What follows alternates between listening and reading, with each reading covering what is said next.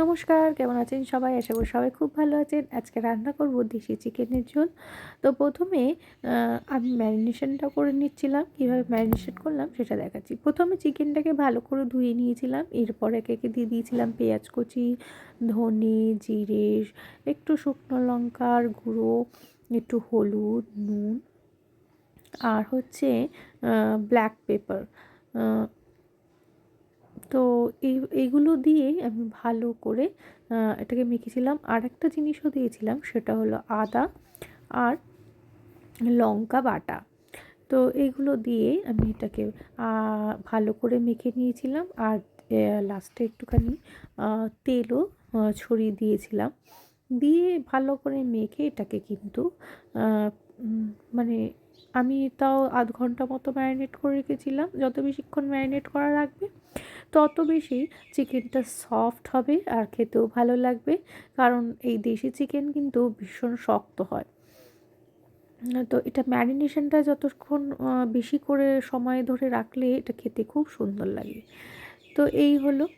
এবার দেখুন আমি লাস্টে এরকম তেল ছড়িয়ে দিয়ে এটাকে ঢেকে রেখে দিয়েছিলাম। এরপরে হচ্ছে নতুন আলু ছিল, ছোটো ছোটো আলু ছিল। এটাকে আমি ভালো করে একটুখানি ভেজে নিয়েছিলাম।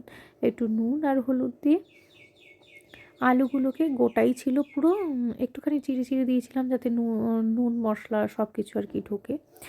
এরপরে একটা তেলে গরম করে হচ্ছে একটুখানি তেজপাতা আর এটা কিন্তু থেতো করা রসুন দিয়ে দিয়েছিলাম বেশ খানিকটা পরিমাণে। দিয়ে একটু নাড়াচাড়া করে ব্রাউন হয়ে এলে আমি কিছু গরম মশলা অ্যাড করেছিলাম। এরপরে দেব এই মেখে ম্যারিনেট করে রাখা মাংসটা। এইগুলো সব কিছু ম্যারিনেশন আমি করেছিলাম, কিন্তু রান্নাটা করেছিল গোপাল। তো খেতে বেশ ভালোই হয়েছিল। এবার এরকমভাবে এটা আস্তে আস্তে এটা কষাতে হবে। বেশ অনেকটা জল ছেড়ে দিয়েছে মাংসর থেকে, কিন্তু এটাকে অনেকক্ষণ টাইম নিয়ে বেশ সুন্দর করে কষাতে হবে। কারণ কষানো যত সুন্দর হবে খেতেও তত সুন্দর হবে। তো কষানো হয়ে গেলে এবার আমি এটা প্রেশার কুকারে দিয়ে দেবো, কারণ মাংসটা তো শক্ত হয়, দেশি মাংস শক্ত হয়, এইভাবে রান্না করতে অনেকটা টাইম চলে যায়। তো সেদ্ধটাও ভালো করে হয় না। সেই জন্য এটা আমি প্রেশার কুকারে দিয়ে দিয়েছিলাম। দিয়ে এবার স্বাদ মতো নুন আর একটুখানি গরম মশলাও ছিটিয়ে দিয়েছিলাম। দিয়ে এবার 2-3টে সিটি মেরে দিয়েছিলাম। এই দিয়ে একটুখানি ভালো করে নেড়েচেড়ে নিয়ে যাতে সব কিছু বেশ ভালো করে ঢুকে যায় সব কিছুর মধ্যে। এরপরে 3টে সিটির জন্য ওয়েট করেছিলাম।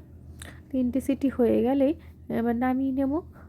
দেখুন কীরকম হয়েছে দেখতে। অবশ্যই জানাবেন কেমন লাগলো আমার রান্না। ভালো থাকবেন সবাই। টাটা।